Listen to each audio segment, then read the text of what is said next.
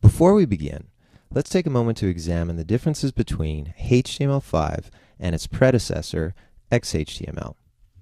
In the sample files that were provided for you, you'll find two folders, one called Old XHTML and one called HTML5 version 1.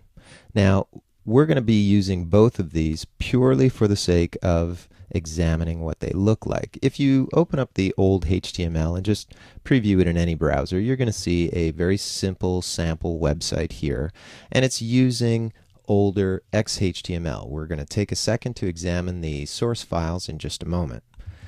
At the same time, you'll also notice, here I have, just a second, the HTML5 version 1. Now, if you look at that, there's really no differences between the two in terms of the design. It's just purely one is using green while the other one is using purple, the older one using purple. Now, this is an easy way for us to just see them visually, but we're not really looking at them from a visual perspective for this particular video. All I really want to be doing is examining the code information for both of these. Now, you could do that in any browser, you could do that in any HTML editor. I just happen to be using Dreamweaver at the moment, and as you can see, I've got both files open right now. Now, like I said, you can use any editor to examine these. I'm using Dreamweaver because we have some nice color coding in here as well. You can see things fairly easily. Now, I want to show you the differences. So here is the newer version. This particular version is the HTML5 version, and the XHTML version I have right next to it. So if we were to look at the differences between these two, well, anybody here who has had experience creating websites using XHTML but is fairly new to HTML5, you'll notice a few things in particular that do stand out. First and foremost, let's take a look at the very first line. We have our DOCTYPE, and as you can see here, the DOCTYPE in XHTML was really extensive, and most of this information we don't really need. So let's take a look at the difference in our new HTML5 version. Wow, very simple. So as you can see, the simplicity of how the elements are written is one important thing right away, and you'll notice that we also have some other number of changes. I'm really concentrating on simple semantics, so let's look at how some of these things are addressed in our version. Well, you'll notice here in the HTML5, XLM, and HTTP, we don't really need to use that anymore. And as you can see, it's so much cleaner. It's really going to make things a lot easier for you to work with just from a visual perspective, if nothing else. And some other information, take a look at the meta tag that we have here. There's quite a bit of information in the older version, content type and text HTML. Some of this was just used for validation of the XHTML, which we don't really care about in HTML5. It'll validate without it. So all I'm really concerned with in a HTML environment is the char set or the character set of UTF-8. And you'll also notice some other things about the content. For example, it's assumed that we're going to be using text HTML, so we don't even have to address it in our newer version. Let's take a look at the meta tag here. Wow. That is so clean. It's almost as clean as what happened with the DOCTYPE. That is just so much more easier to work with. There are some exceptions that you could put in here. For example, we could have put in UTF-8 in quotation marks, but it's not necessary, so there's no real need for us to do that as well. There's also some other things that you may recognize, as a meta tag is sort of a self-enclosing tag, and that's why we don't have a close meta tag. We just used to use the / at the end of it with the space.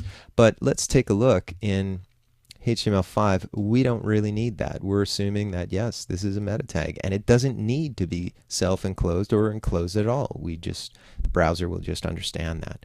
So that makes things remarkably simpler just in the first 4 lines, as you can see when we examine the differences.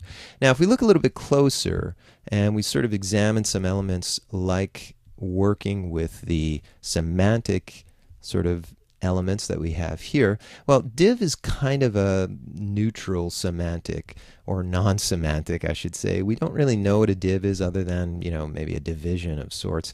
And in the past, using XHTML, everyone would use the either ID or classes, and you can see that in this example there are both classes as well as IDs being used here. And this main div is our container, so we created an ID for it called a container. And we also had a section that was kind of a header. So you'll notice that ID equals header, in quotations, it's there. And you may also remember, especially any of you who have looked at some of the earlier killer sites, it's often recommended in the earlier methods to put a little HTML comment in here that said, this ends the header.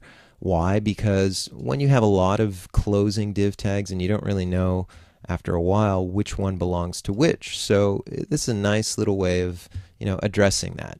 But let's look at how easy things are in HTML5. For example, rather than having to deal with a div with the ID header, or a div with the ID nav, or a main section for your articles, or anything along those lines, or a div for that matter with the ID of footer, what we do in this instance is just use the much more semantically friendly header tag and header element.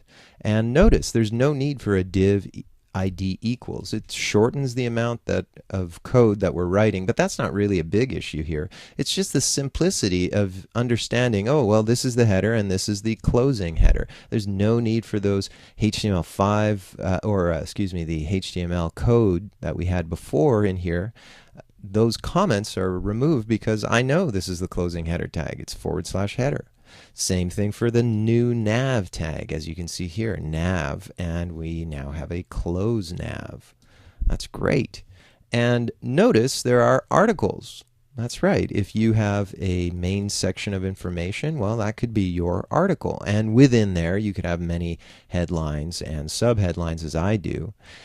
And you'll also notice that, if I have a special section that I want to sort of highlight inside of it, well, there's even a section element that we have in the new version. Most importantly, the footer tag, footer. You see, in XHTML, we could track the information, and Google has statistics that would have shown how many people are using ID equals footer in their HTML declarations, just as well as wrapper or container or nav or header. And those are all very popular tags. So or popular IDs and classes. So why not just create an element with that name? It's much easier to understand from a semantic perspective, and it also makes things so much easier for us to work with when we're coding, debugging, and doing any number of different things inside of the new HTML5.